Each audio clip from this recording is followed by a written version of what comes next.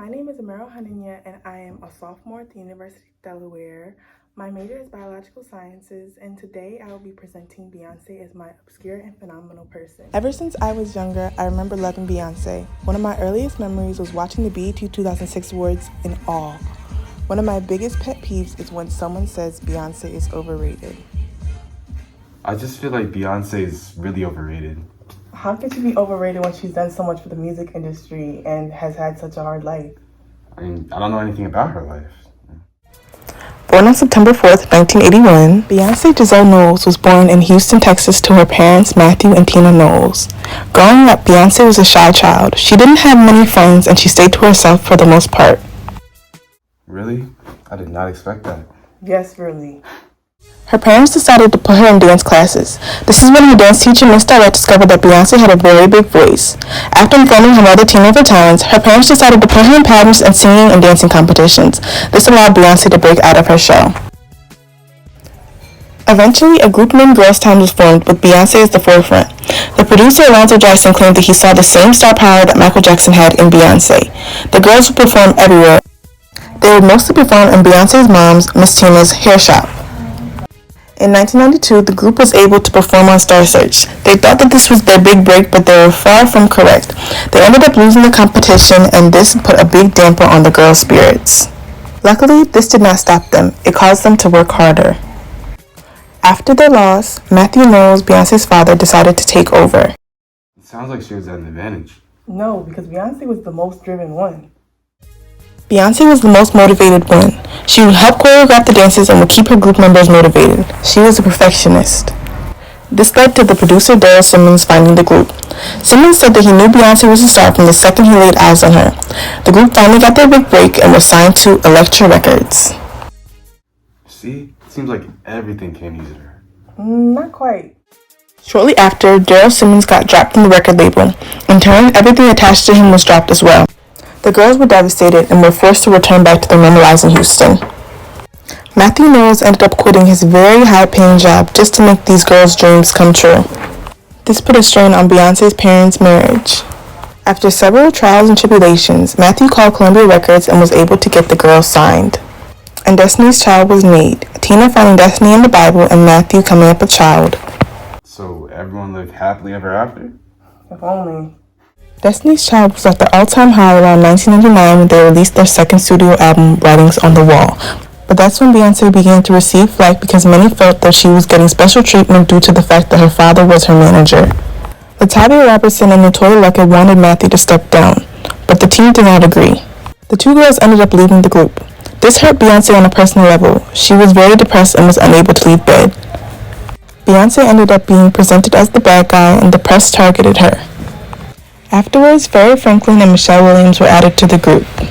They shot the video for Say My Name, which was the original group song. Later, due to differences, Franklin ended up departing the group. Then there are three, who are known as the most memorable lineup of Destiny's Child. That's the only lineup I remember. Honestly, me too. Well, what happened next? Eventually, Beyoncé branched out and made her first solo album, Dangerously in Love. Around this time, she began to publicly date popular rapper Jay-Z. Together, they made one of Beyoncé's biggest hits, Crazy in Love, still being one of her most popular hits to this day. In 2004, Beyoncé won 5 Grammys. In 2004, the group made their last studio album called Destiny Fulfilled. The group officially disbanded in 2006. September 4th, 2006, Beyoncé's 25th birthday, she released her first fully solo album. Released on Christmas 2006, Beyoncé starred in her most major role of Dina Jones in Dreamgirls. The movie was critically acclaimed. On April 4th, 2008, Beyoncé married the rapper Jay-Z. Later that year, she released her studio album, I Am Sasha Fierce. Beyoncé and her husband longed to start a family. Unfortunately, she suffered from multiple miscarriages, which has deeply affected her. She stated, I began to search for a deeper meaning when life began to teach me lessons I didn't know I needed. Success looks different to me now. Wow, that must have deeply affected her and her work. It really did. After that, she went on a hiatus. In 2011, Beyoncé fired her father from being her manager. In the 2013 documentary, Life is But a Dream, she stated, I don't care if I don't sell one record. It's bigger than the record. She felt as if her dad became more of her manager than her actual father. She claims this deeply affected her relationship with her father to this day. Officially coming off her hiatus in 2011, she released her fourth studio album named 4. At the 2011 VMA Awards, Beyonce announced to the world that she was pregnant with her first child. With her pregnancy came a lot of rumors. It was rumored that she was faking her pregnancy and that she had a surrogate. This was very hard for her. On January 7th, 2012, Blue Ivy Carter was born. On December 13th, 2013, Beyonce dropped her self-titled album. That changed the entire game. Didn't she drop a visual album without any promotion? Yes. This is now a practice that many artists do. It hadn't been done until Beyonce did it. Beyonce grappled with being both a sex symbol and a mother. She expressed how one does not have to have shame in being sexual and a mother at the same time. Just because you have a child doesn't mean you have to lose yourself. Beyonce did not release another album until 2016. In this album, she spoke on her husband's infidelity and how to find forgiveness.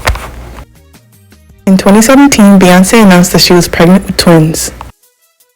On June 13, 2017, she gave birth to Rumi and Sarah Carter. At a whopping 28 Grammys, she is the female artist with the most Grammys. Beyonce has now settled down with her 3 kids and her husband, but she will forever be a legend and have a long-lasting impact. Hopefully, there will be more to come from her. So I admit, I see how Beyonce isn't overrated. It seems like she was really dedicated and fought for a spot at the top. See, I told you. I'm so happy that I could convince you.